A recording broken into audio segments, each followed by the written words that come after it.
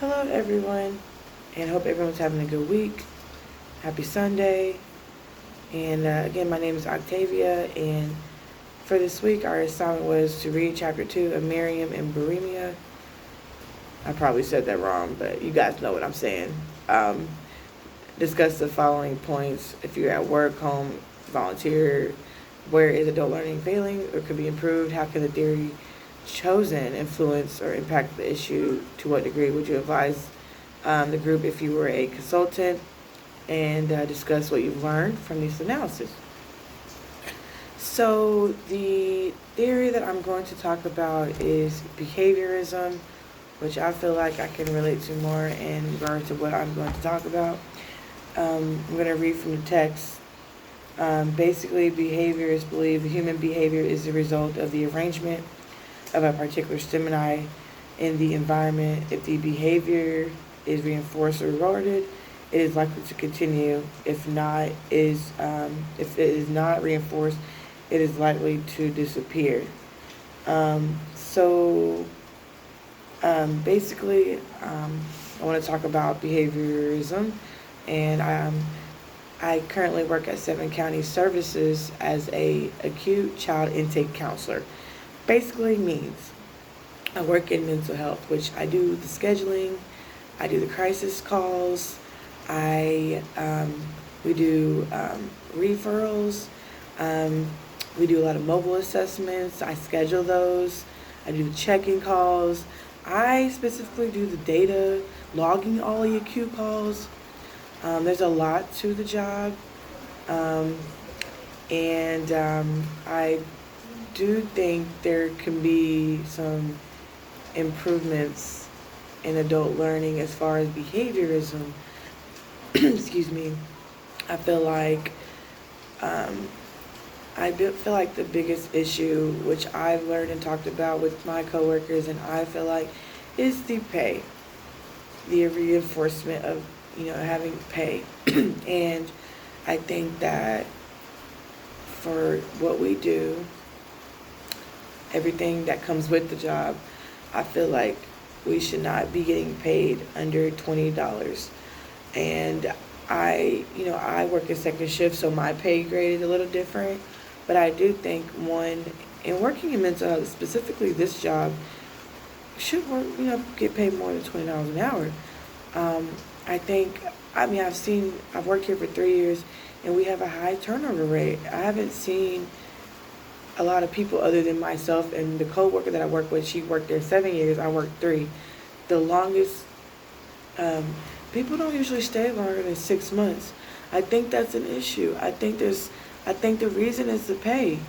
People aren't happy with the pay coming into the job. I've even heard from my supervisor recently that she's interviewed over 10 people and no one's accepting the job. And I think that's because the pay isn't matching everything that's showing on the job description. I think the job description isn't showing everything that we do. We do a lot as an intake counselor. And I think that specifically they're reaching out, they're looking for people with bachelor's of psychology degrees and masters in social work that can transition into the jobs like being an acute therapist. I think that master students aren't wanting to work under $20 an hour, and I think that's why no one's accepting the job. People with a bachelor's degree feel like they at least need more than that, and I do too as well. But something keeping me here is the incentives such as you know tuition reimbursement. That's helping. That's helped. I was going to leave this job if I wasn't going to get tuition reimbursement. Now, we used to get half 50%. That still wasn't good enough for me. I was in the process of looking for another job until they gave us full tuition reimbursement. I have complained about the pay for a while. Seven Counties does offer yearly pay grades, but it's not worth it. I think if I was an OD consultant, I would help this nonprofit, because Seven Counties is a nonprofit organization. I would help come up with ways to fund the workers getting more pay. Now, I understand Seven Counties gets a lot of grants, So I think that I would implement ways for 7 counties to get more grants for the pay, because no one should be working under $20 in my department. Um, so I think that's what I would advise the group or team as a consultant. Um, Now, pay isn't everything, I understand that, um, but it's a big incentive. People have families and obligations, and that's a big part of it. So behaviorism in that aspect is why I relate to more in this particular chapter. We're like the text describes, rewarding yourself. So we reward ourselves all the time. You lose weight, you reward yourself with maybe a Saturday McDonald's burger.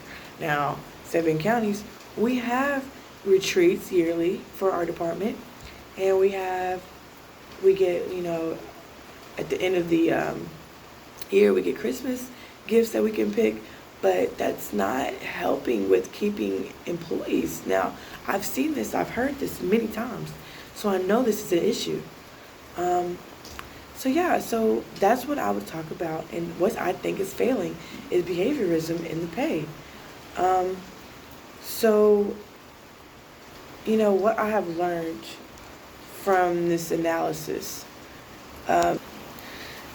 Going back to what I've learned from this analysis, I learned that producing change in a desired direction as a behaviorist, arrange environment to elicit desired response. It changes in behavior helps, and I've learned from this analysis that this could heavily affect the retention rate,